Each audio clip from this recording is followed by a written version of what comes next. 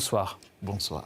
Alors, vous revenez de Lugansk, du Donbass, dans le contexte de ce que annonce sur cela von der Leyen. C'est 35 milliards d'euros financés par les avoirs russes gelés qui seront alloués à l'Ukraine. Quels sont vos sentiments? Est-ce que par le fait de ce prêt, de ce financement, c'est aussi toute la région de Donbass qui va en pâtir?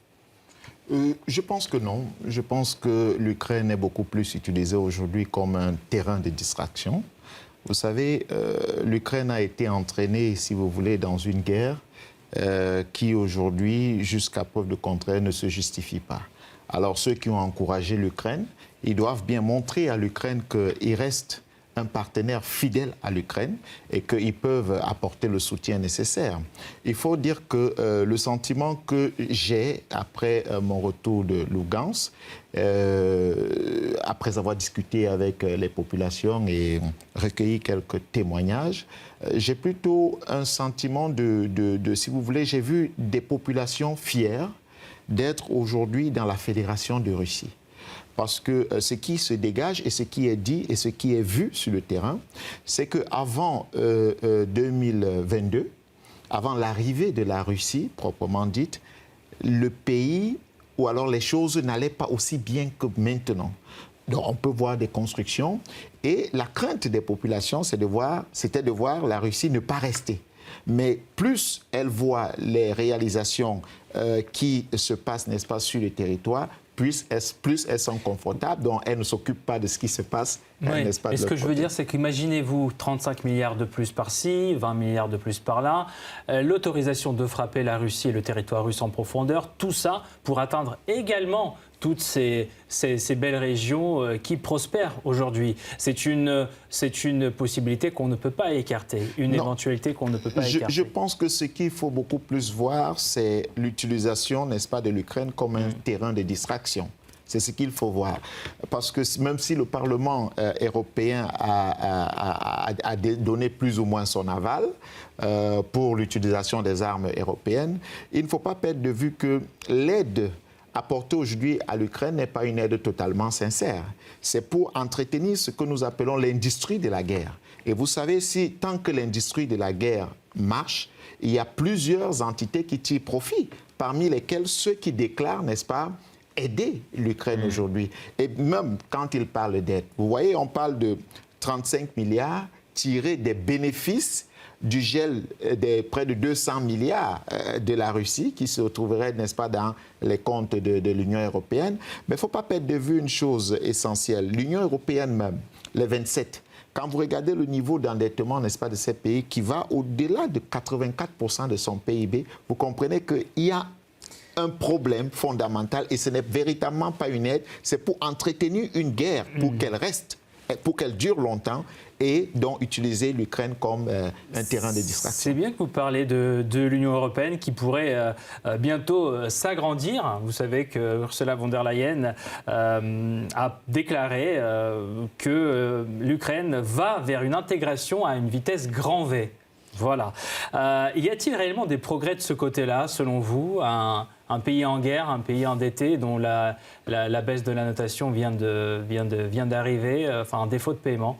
Je pense que s'il faut regarder la logique, rien ne justifierait, n'est-ce pas, l'entrée de l'Ukraine dans l'admission de l'Ukraine dans l'Union européenne. Sauf qu'ici, on ne parle pas de logique.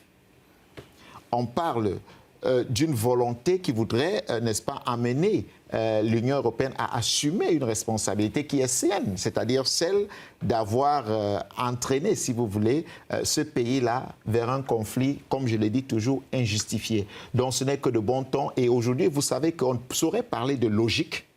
On ne saurait regarder les règles même qui ont été fixées par l'Union européenne pour l'adhésion des pays, parce qu'aucune règle n'est respectée. Si on parlait du respect des règles, le gel des 200 milliards, de près de 200 milliards d'euros de la Russie ne devrait jamais être gelé. Toutes les organisations, n'est-ce pas, qui aujourd'hui ont déclenché une corde de sanctions, si vous voulez, et les pays même contre la Russie, ils devraient d'abord réfléchir mieux avant d'aller vers ce terrain-là.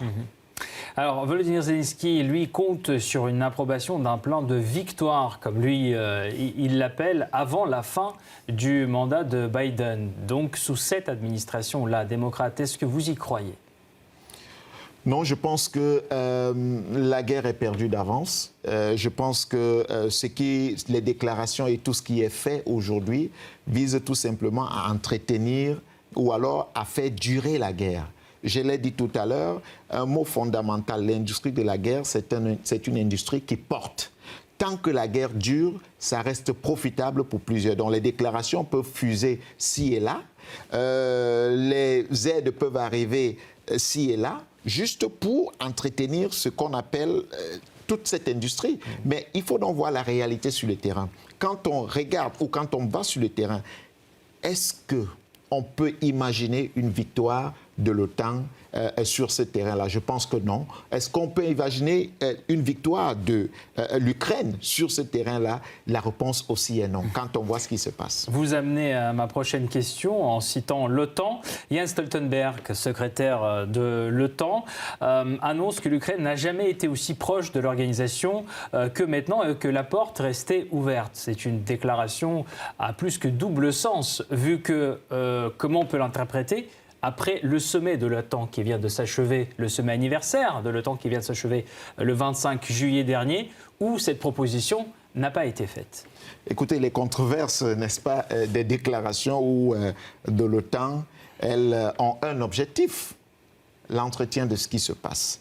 Et encourager l'Ukraine à aller de l'avant en disant aux Ukrainiens, vous avez des alliés, vous avez des personnes qui ne vont pas vous lâcher, il faut continuer. C'est pour cette raison que vous allez voir, un sommet se tient, un sujet n'est pas à l'ordre du jour ou n'est pas discuté, mais il y a une déclaration quand même qui peut sortir après ce sommet qui, n'est-ce pas, essaye de soutenir, d'apporter, c'est-à-dire une motion de soutien à l'Ukraine en disant, vous êtes proches, vous pouvez entrer, nous sommes avec vous, nous n'allons pas vous laisser, parce qu'en réalité, c'est une bataille qu'il ne faut jamais oublier. Elle est beaucoup plus géostratégique et géopolitique. Et ça, nous ne devons pas perdre de vue. Et il faut donc que cette industrie de guerre persiste, que cette guerre dure longtemps. Pour qu'elle dure longtemps, il faut soutenir, n'est-ce pas, les Ukrainiens. Pas pour une véritable victoire, mais pour que la guerre dure. Merci beaucoup, Monsieur Matomba, d'avoir répondu à nos questions. Merci d'avoir été là. Je rappelle, vous êtes homme politique camerounais, premier secrétaire du Peuple uni pour la rénovation sociale. Merci encore.